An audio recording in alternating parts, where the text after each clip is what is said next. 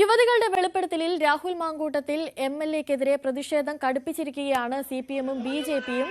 രാഹുലിന്റെ പാലക്കാട്ടെ എംഎൽഎ ഓഫീസിലേക്കും അടൂരിലെ വീട്ടിലേക്കും മാർച്ചുണ്ട്.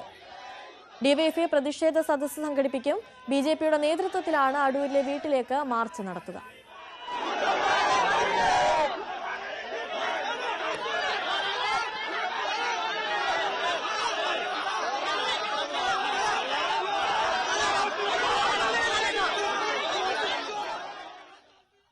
രാഹുൽ മാങ്കൂട്ടത്തിന്റെ രാജി ആവശ്യപ്പെട്ട് ചിക്കൻ തന്തൂരി തയ്യാറാക്കിയിരിക്കുകയാണ് ഡിവൈഎഫ്ഐ പ്രതിഷേധം.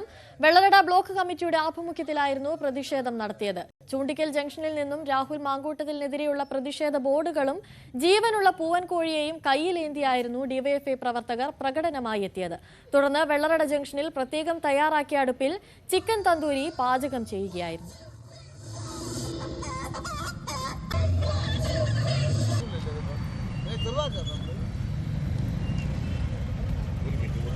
അത് മാത്രമല്ല ഇന്നലെ വന്നത് തദ്ദേശ